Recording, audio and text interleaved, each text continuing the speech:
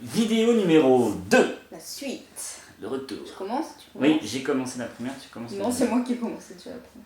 Les gens verront que j'avais raison. Allez! Mais les gens verront que tu avais tort.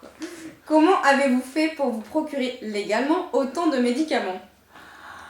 Ça a été un concours de circonstances, le fait que mon médecin traitant ait adhéré au projet, et ensuite ait un passé militaire, et qu'à un moment donné, il m'a fait tout simplement des fiches de soins pour m'aider à faire cette trousse de médicaments. Vous aurez plus de détails sur setcaptain.com.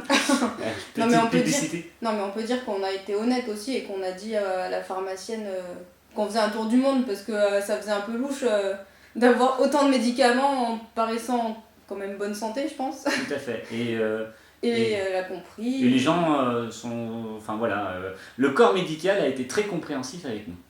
Parce que peut-être ils se doutaient qu'on allait en avoir besoin, je sais pas. Bon, on n'espère pas, mais ça va. Ah oui, c'est à moi. Enfin, si tu veux passer. Oui, non, c'est à moi. Comment prévoit-on le ravitaillement pour 25 jours? Cette question, c'est papa et maman aussi. Donc comment est-ce qu'on prévoit?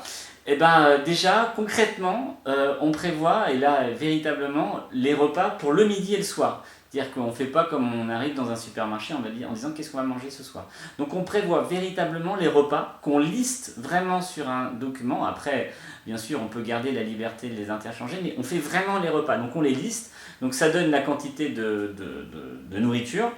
Et après, voilà. Donc sachant que bien sûr on partira avec très très peu d'alimentation parce qu'on compte sur la pêche, hein, parce que quand même... la pêche miraculeuse. Voilà, je me suis un petit peu équipé en matériel de pêche et que principalement ça sera quasiment notre seule source de nourriture.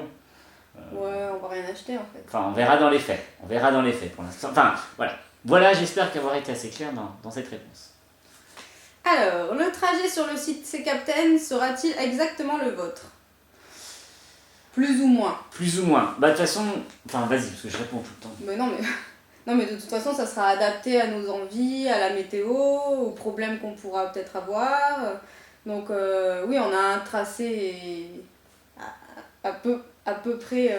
Et qui suit les vents. Oui, qui suit les alizés. Les alizés et les saisons. Donc en gros, le tracé c'est l'autoroute. Et peut-être qu'on va sortir et qu'on prendra des petites départementales et des petites nationales. Et peut-être qu'on ne sera pas d'accord. Par exemple, moi, j'ai pas envie d'aller au Brésil. Ouais. Lui, il a envie. Mais c'est nul, il paraît. Enfin, je sais pas ce que vous en pensez, mais... Bon, allez, sujet suivant. C'est à toi. C'est à moi. Alors. Combien de temps entre le moment où on se dit on va le faire et on le fait vraiment au feeling. Alors, ça dépend pour qui. Ouais, alors pour moi, pour moi en tout cas, ça a été un projet qui a été longuement réfléchi, fantasmé pendant toute mon adolescence. Et véritablement pour moi en tout cas, ce projet il a vraiment pris corps quand j'ai acheté ce bateau et qu'à un moment donné, donc il y a 5-6 ans, quand à un moment donné j'ai eu ce bateau et que je me suis dit bah, maintenant que je l'ai, il est grand, on peut faire des longues traversées, bah, ça serait dommage de ne pas le faire. Donc voilà pour moi. Ouais, il y en a qui prennent du temps à comprendre ce qu'ils veulent et puis il y en a qui sont plus rapides. Cette vidéo, c'est pas pour me casser, hein, c'est pour me mettre en valeur. Hein. Moi, ça n'a mis que quelques mois au final, parce que il a fallu vite se décider sur le moment où je demandais ma mise en disposition pour l'année. Et oui, ça s'est fait très rapidement en fait, donc vers le mois de mars jusqu'en août, le départ. Tout à fait. C'est à moi? Ouais, peut-être la dernière question. Allez, dernière question, non, deux. Oui. Dernière question. Question de Corinne, pour moi, tiens. Rouli, Taillou va-t-il te manquer? Putain, la question crève-cœur. Mon poney.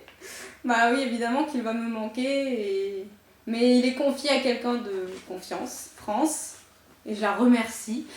Et j'espère qu'il va aller bien durant toute cette année et que je pourrai le retrouver comme si on s'était jamais quitté. Voilà. Bon, on va vite couper parce que je sens que les larmes vont arriver. Allez.